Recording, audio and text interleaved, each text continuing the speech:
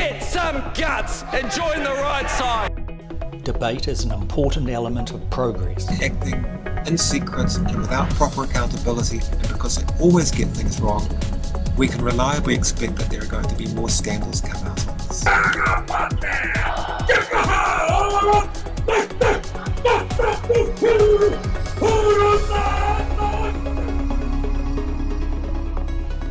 Good evening. Peace activist Harmeet Sooden recently travelled to Iraq to take part in a humanitarian effort working with people in refugee camps in the Kurdistan region of Iraq. You'll remember Harmeet Sooden. On November 26, 2005, he was kidnapped in Baghdad and held hostage with 3 other members of the Christian Peacemaker Team. On March 9, 2006, fellow hostage, CPT worker and US citizen Tom Fox was murdered, presumably by those who held them captive. On March 23, 2006, Harmeet Sooden and 2 others were released. As I mentioned, Harmeet Sooden is back in Iraq and he is with us now. Good evening or good morning, Harmeet. Hi, Zoe. Welcome to Evening Report. What are your observations in Iraq? Your first impressions, perhaps, when you first arrived there? First impressions, which were misleading, was that the city I'm in is actually thriving. I was here 5 years ago, and there's been a lot of public infrastructure development and so on and so forth, and people seem to be just getting on with life and so on and so forth. But of course, underneath all of that is the humanitarian crisis and the security crisis as well. Yes.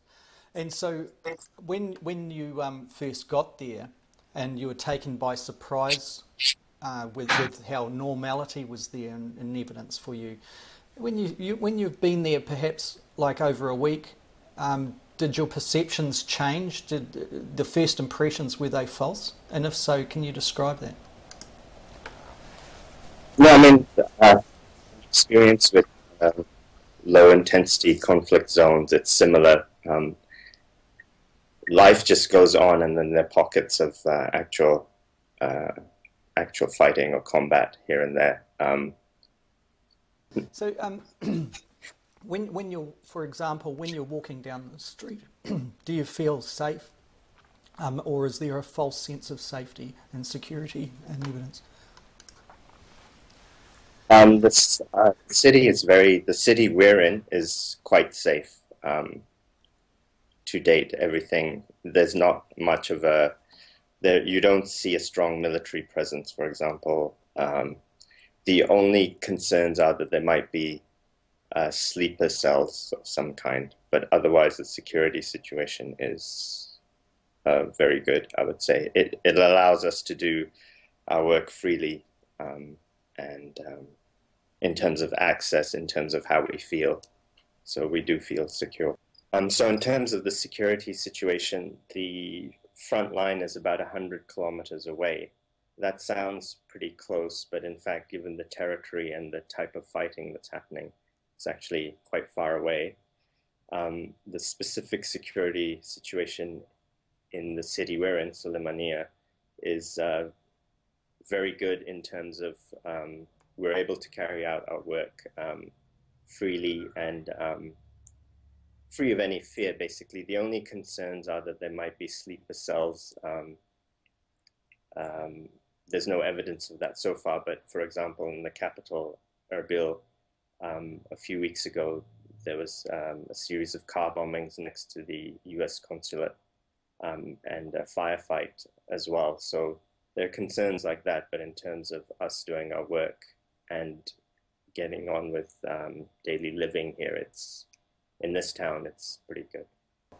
And can you describe the work, the work that you're doing right now and what you plan to be doing in weeks that are approaching? CPT had a number of projects. I'm working on one specific one that I can describe to you. It's basically mapping communal tensions within a specific refugee camp, and I believe this is a common occurrence in certain camps in certain regions. and we're looking to produce a brief with a view to providing recommendations to the camp management and local authorities as to how they can reduce these tensions. So to give you one specific example, we have an Azidi group that has come in, and at the same time you have Sunni Arabs who've been displaced as a result of the Iraqi security force retaking areas from ISIS. So you have Sunni Arabs who've been displaced, and they've been put together in one camp. And there've been a number of, because a lot of resources and so forth are shared within the camps, there's a lot of tension. So we're just mapping that currently. So what are the solutions to that situation? Obviously these tensions haven't occurred culturally just over the last few months, that they go back for centuries, if not, or decades, if not centuries.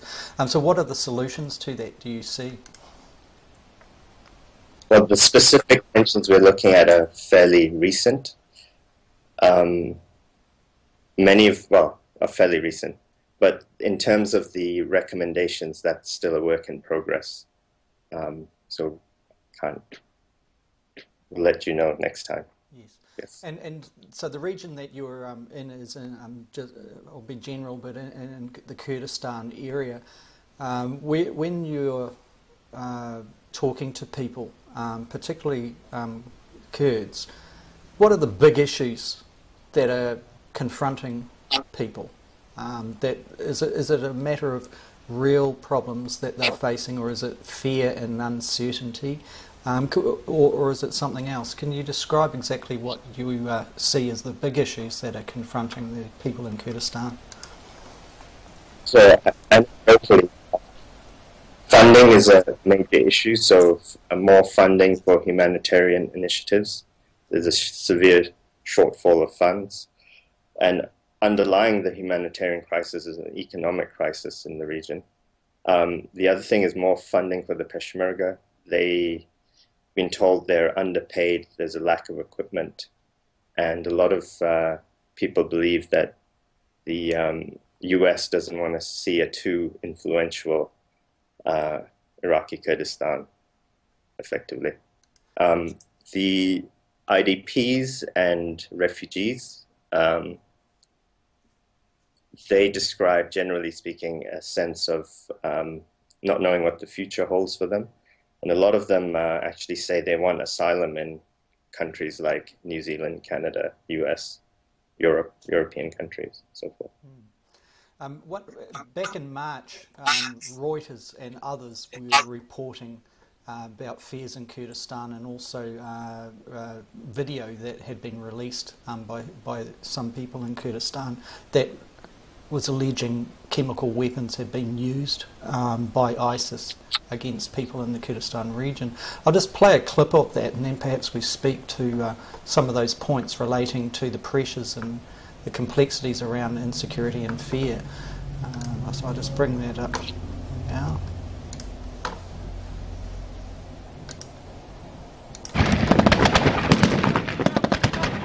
Video shows Kurdish fighters in Iraq firing on a truck, which is then destroyed with a rocket.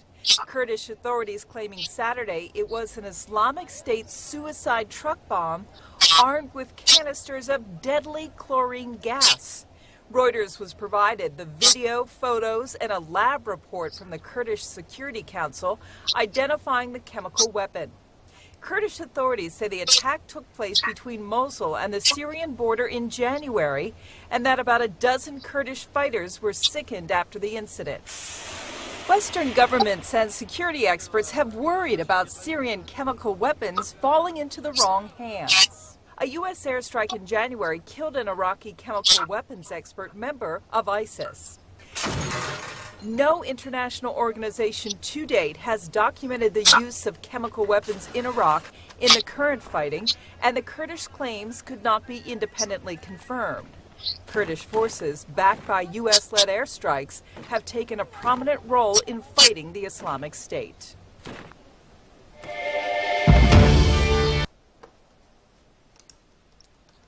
So that clip there is showing some of the problems, obviously, that are occurring in the region, the instability, the warfare, the fighting, Kurdistan forces themselves actually playing a huge part in trying to keep ISIS and others away from their territories. Obviously, this has a huge impact on the civilian populations. And then you're talking about some of the humanitarian assistance actually not being adequate to meet the demand or the requirements of the region. Am I assessing that right, Harmeet?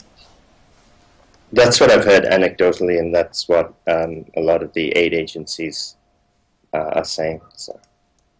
So if you were talking specifics, the aid agencies that are operating there, what kind of assistance is getting through and what kind of assistance isn't, or what is kind of outstanding in the sense of what is required?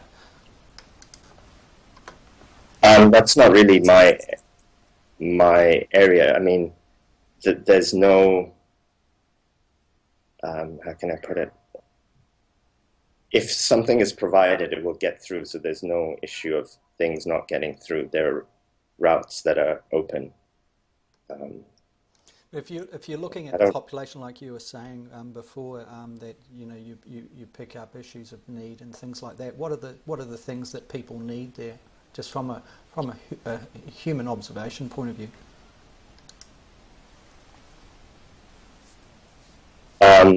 I haven't looked at that report recently, so I can't. If I had it open, it lists where the shortfalls are and so on and so forth. But I'm not really looking at. So, what do the local people want to happen? Do they want the international community to increase the military presence in the region? Do they want an alternative approach? If so, what is that alternative? So if you're talking about Iraqi Kurdistan, it's very different from if you're talking about Sunni areas and the government-controlled. So ISIS-controlled areas effectively now Sunni-controlled areas, and the government-controlled areas effectively predominantly Shia communities live there.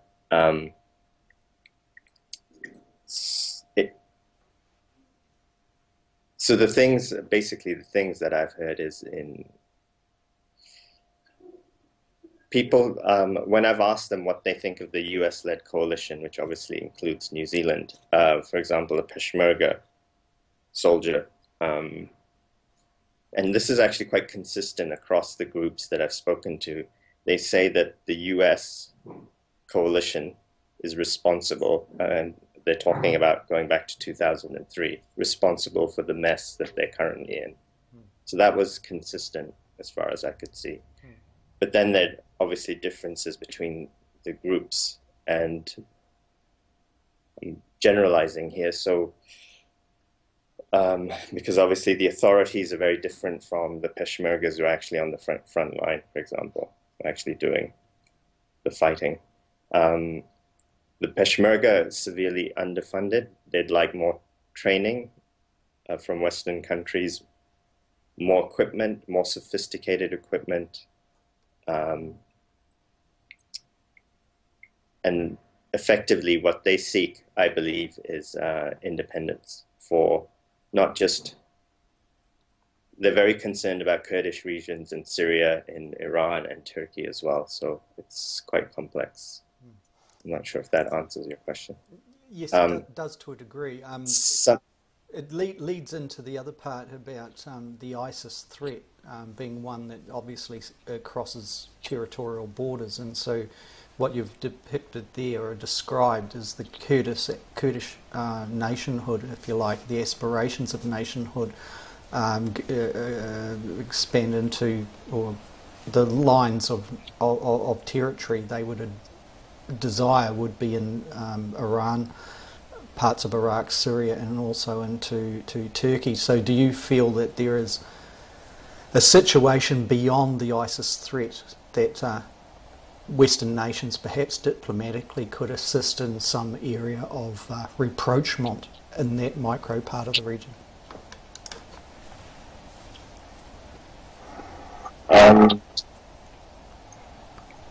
Well, one issue is that in the Sunni-controlled areas, what I've been hearing is ISIS is referred to as they're referred to as resistance fighters. So that sounds like a sympathy for the ISIS cause. Is that correct?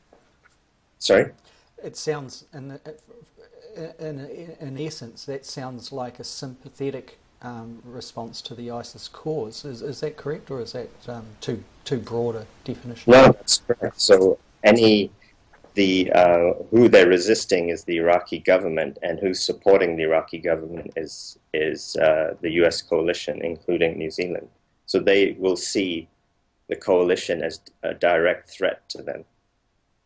And so the IDPs that some of them are coming, the influx are coming from Saladin province, from areas that the Iraqi government has retaken, with the help of US airstrikes and so forth.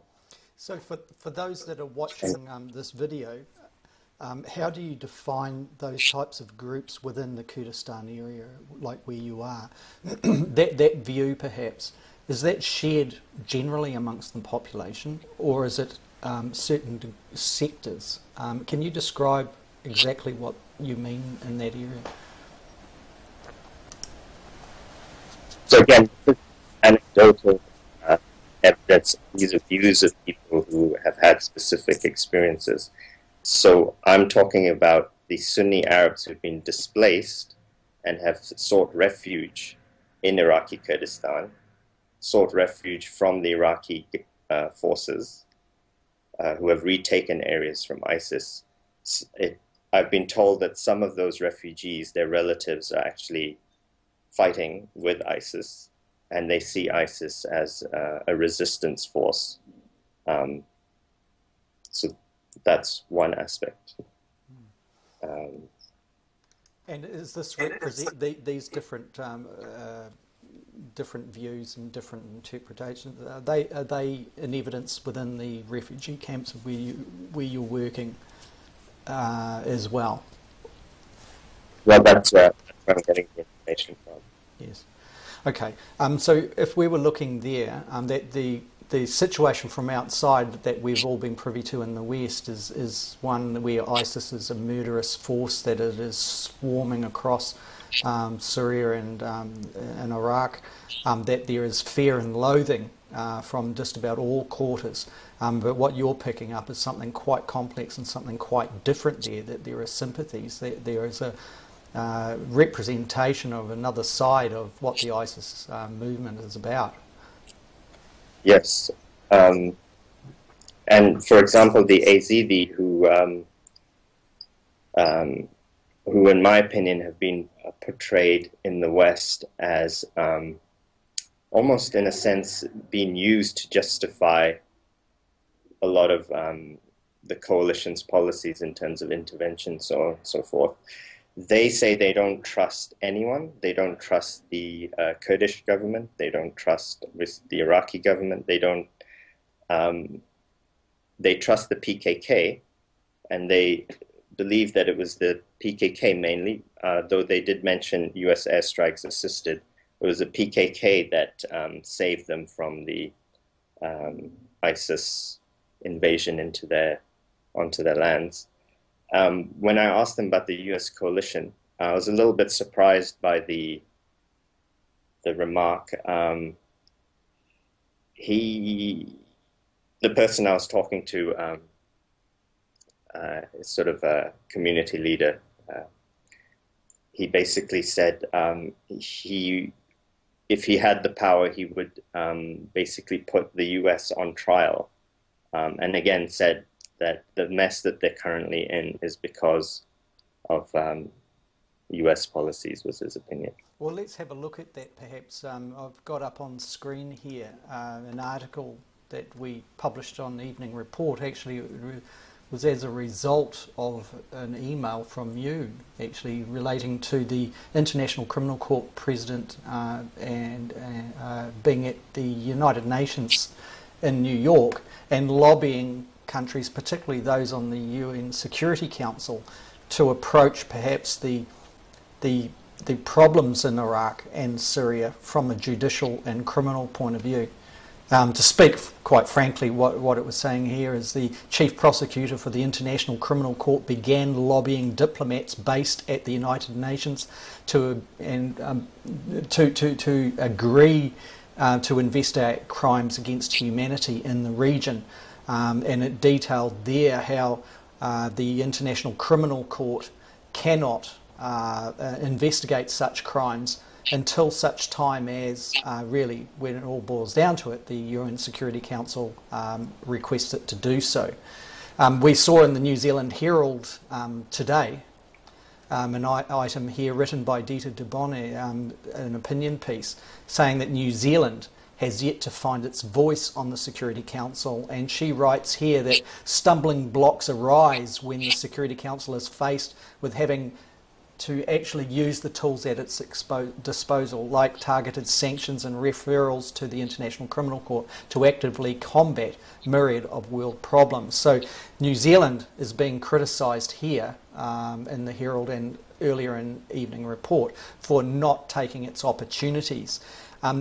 How do you read this situation, Harmeet? Now you're up there, do you feel New Zealand is pulling its weight, is doing enough? Is it an impossible situation that New Zealand government is in? Well, I think New Zealand shouldn't be part of the US-led coalition, and there's a lot it can do outside of that coalition there.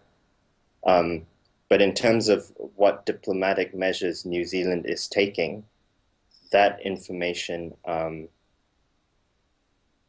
how can I put it? When I initially asked the government, it was I was denied access to that information because of security of New Zealand and so forth. And lately, I've just been given general sentences. So I'm not sure what the government is actually doing behind the scenes. I'm not sure if anyone is aware of it except the government. And it would be good for us to know, I think. Now, in the letter, in response to your questions, the Foreign Minister, Murray McCully, New Zealand Foreign Minister Murray McCully, made reference to New Zealand's plans relating to this crisis with respect to the United Nations. What do you make of that particular part of his reply? I was requesting specific details, so not in that specific reply, but earlier, and I'm still hoping that that will come through at some point. At best, the New Zealand government's been extremely vague in what exactly it is doing. The big argument that we're putting there is clearly that New Zealand on the United Nations Security Council had its opportunity to lobby on behalf of the International Criminal Court to actually investigate crimes against humanity in Iraq and Syria. New Zealand, it appears publicly, was reticent to actually wade in on that particular element. And this is after extensive lobbying at the United Nations by the International Criminal Court heads only in April. Harmeet, what's coming up for you in the next week, perhaps? With your work there, you said that you're working on a report, you're in there, there will be an advisory to the refugee camp management, is that the right way of putting it? And when do you expect that kind of work to conclude? Would that be weeks ahead, a lot more work before you get to that point, or is that something that is a part of a bigger plan? Well, I'm writing up the brief now. I still need to gather more data, so require more visits to the camp. Things take a long time to arrange and so on, so that's where a lot of the time goes. And before I leave, it's my hope that I can actually be involved in the meetings with the local authorities and camp management to discuss the report with them in person. So that's the hope. I don't have many weeks left, so. Well, thank you very much, and I know that a lot of these issues are extremely sensitive, and certainly with you being up there at the moment, and also appreciate that there are some elements of it that are difficult for you to actually expand on publicly because of the security situation, but also from a point of view of respect to the cultural differences in the area you're working. So I just wanted to thank you for that, and I understand that that position that you're in, and I wish you well for today and the following weeks that you're up there, Harmeet.